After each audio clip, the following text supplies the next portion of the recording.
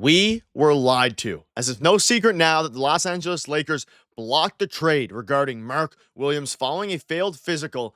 But some new details have dropped, revealing some shocking information behind the actual reason and the process that went into the Lakers blocking this trade. We're going to break down the new reports and discuss what it means going forward as the Lakers continue to search for a big man. But before we get into all that, ladies and gentlemen, if you're a part of the percentage who aren't subscribed to the channel, this is the place to be for daily Lakers content. Your guys' support has been absolutely unbelievable. We're on the road now to 12,000 subscribers. If you want to help us towards that goal, make sure to hit that subscribe button. But ladies and gentlemen, we've had almost 24 hours now to kind of discuss and to think about the Mark Williams trade that was blocked. And we're starting to get some more information from reporters that is revealing the surprising truth behind this, disaster class of a trade from the Charlotte Hornets perspective, who tried to, sneak something by the Lakers. We know it's due to a failed physical. Shams came out and said that. Now, he said it wasn't the back. A bunch of different things are going on, but we have some new details from a Lakers doctor, as well as just some reports that have dropped that makes the situation even weirder and crazier than we had initially thought. So let's just dive right into it here. And there's a bunch of different things,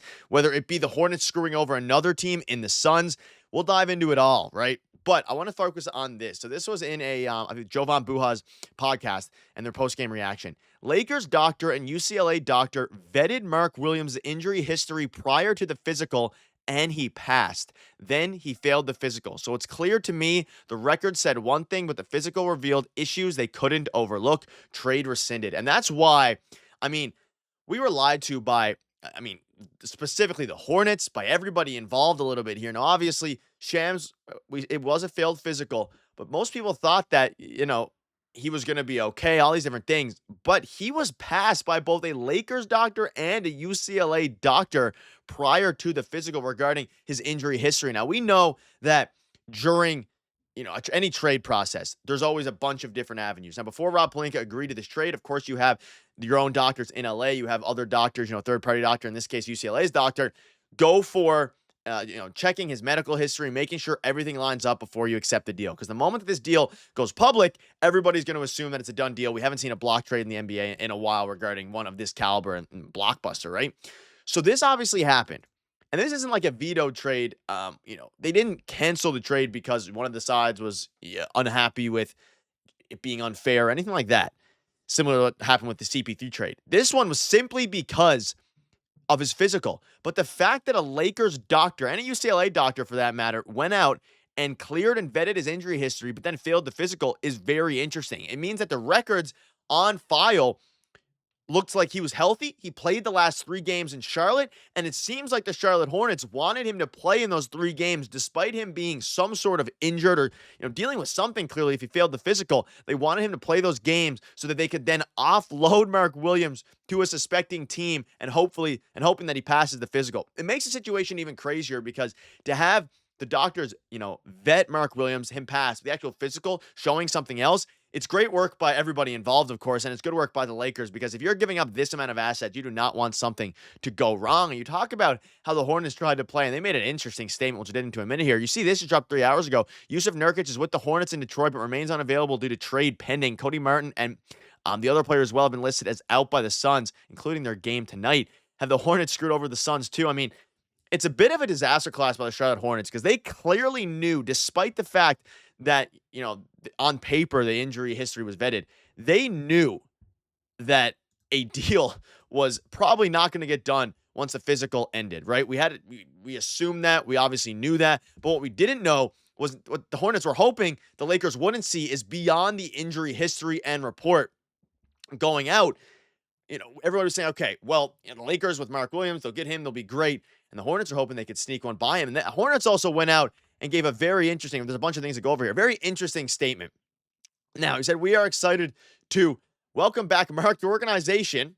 After the other team aggressively pursued Mark, we made the difficult decision to move him. We have always held great respect for Mark's talent, work ethic, and character. We are thrilled to see him rejoin the roster as a dynamic presence at the starting center position. His return strengthens our team, and we look forward to the impact he'll make on and off the court.